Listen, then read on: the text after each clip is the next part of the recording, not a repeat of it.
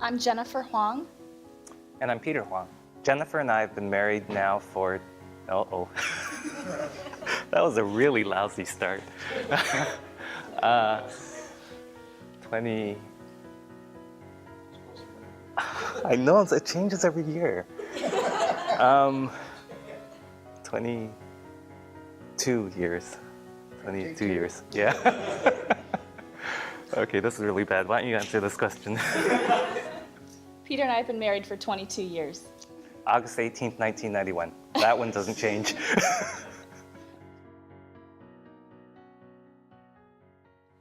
I was first diagnosed with primary breast cancer when I was 33 years old. That would be 11 years ago. And I had to go through all sorts of treatments. It was really, really difficult to get through. But I had a lot of support from my community. It was just something I just had to barrel through and get through, kind of just not quit. Just not quit is the key word. Just keep going. Well, when we first found out that Jennifer had cancer, it was all very sudden. And to be honest, I was in a bit of a fog for a while because I didn't know quite how to react. When I first met Jennifer, her mother was going through cancer. When we got married, she passed away 3 or 4 months later after we got married.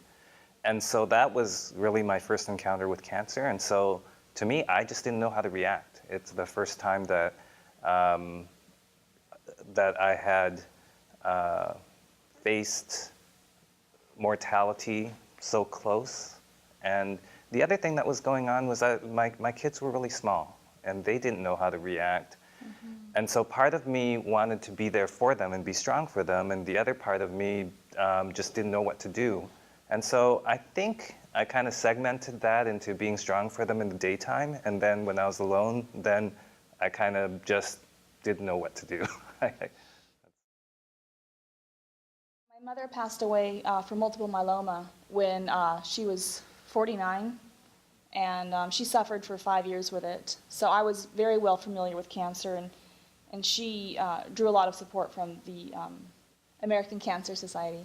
I was a teenager for a large part of it, so I was just kind of in a fog of denial and just trying to push it out of my mind at the time. So that's how teenagers often deal with things. I had a recurrence a couple years ago, so now I have stage 4 breast cancer. So it's been a whole new journey dealing with stage 4. So I'm presently undergoing chemotherapy, and had it yesterday, in fact. It's just kind of one of those things where you just do what you got to do. You do what you got to do to get through it. When someone's going through stage 4, the idea of chemotherapy is you give as little as possible to control the disease. And so they give low dose but more frequently, just to kind of try to make it even. Like, instead of hitting you really hard, they hit you gentle, but for a long time. So people with stage 4 will go through chemotherapy for years at a low dose. So, it does take its toll, but you just have to learn how to manage it and know when to say, hey, I need a break this week, or, oh, no, I'm good to keep going. You have to really listen to your body and just do what makes sense at the time.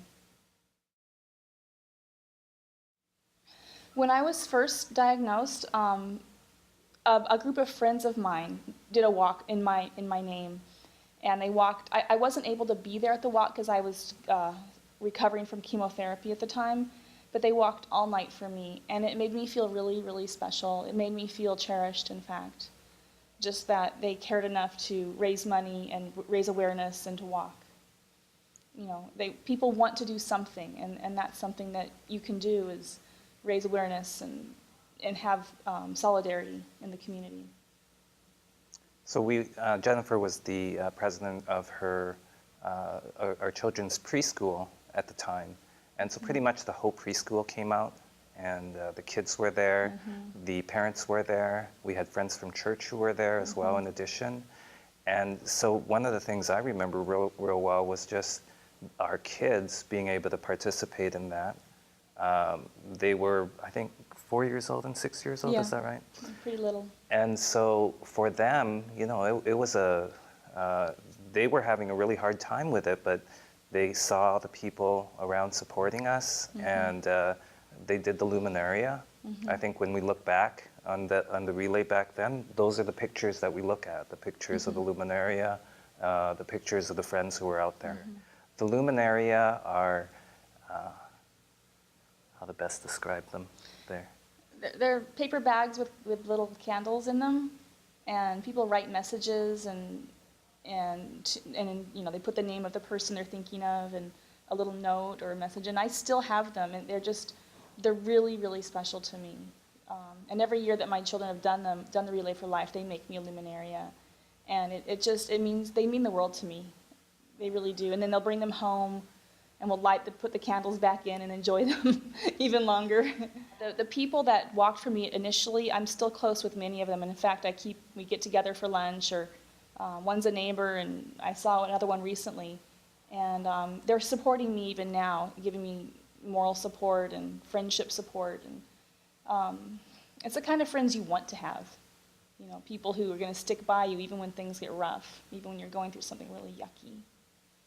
So it's, you know, I think the kind of person that comes out to the Relay for Life is that kind of person, who's the kind of friend you'd want to have.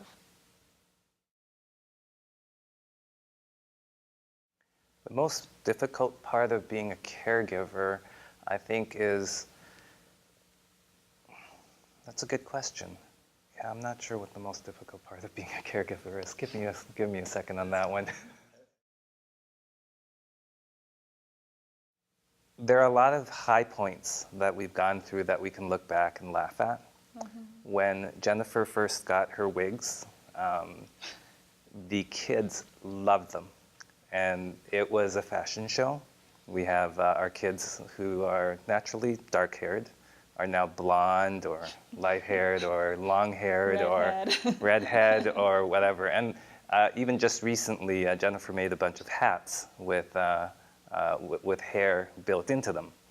And the kids love that. And if you look through our album, you'll see the kids have identical hair and identical hats. And they had a lot of fun with that. So there are definitely some high points like that. With Relay for Life, you know, it's the collecting of monies, the raising of awareness, the community support, and then the walk. And I think each element is important in supporting the loved one who's battling cancer, because each element does something to contribute to the whole. Because people often feel, I wish there was something I could do. If only there was something I could do to help my loved one. And you know, the monies raised help go to research and help supporting people who already have cancer and raising awareness. The walking just shows you're on a journey and so am I. You know, we're gonna be on this journey together. And the community support, the community outreach of just raising awareness that cancer affects it affects everyone, whether you get it or not. You know someone, you've lost someone, you hear of someone who's gone through it, and it's something that touches every life out there. So when people come together to acknowledge this and support this, it does a wonderful, amazing things. The first time, when I was going through chemo the first time, and people came, I was too sick to go. I wish I weren't, but I was too sick to go. But I was brought back a whole gift basket, and I just remember my eyes welling up with tears, and I was very moved and touched by the gifts I received. Last year, it was a little different for me because I was diagnosed with stage 4 not that long before, and I was feeling really emotional and kind of like there was the walk last year, and I was like, do I even want to go? Can I even go? I'm afraid I'm just going to burst out into tears because it was so fresh, especially battling stage 4. But I wound up going, and I'm so glad I did, because I was embraced by the community there. I think they saw how reluctant I was or how afraid I was. And the people just rallied around me and made me feel so special. And it was one of those moments that you just don't forget. You don't forget the kindness of people, kindness of strangers even. So I went in reluctant and came out, just totally happy.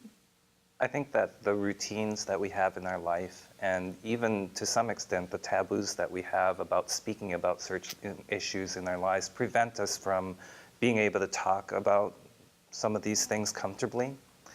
And one of the things that Relay for Life does is put this little marker in the middle of your routine that says, hey, let's wait up a minute and let's look back at the bigger picture of what's going on. Mm. And then we can step back and say, yeah, these are things that are going on. You find out what your colleagues are going through. You take a moment to reflect to see what you're going through. And maybe you take a moment to better explain to your family and better help them reflect on what they're going through. I think that's a very important interruption of our routines. Aww, I love doggies.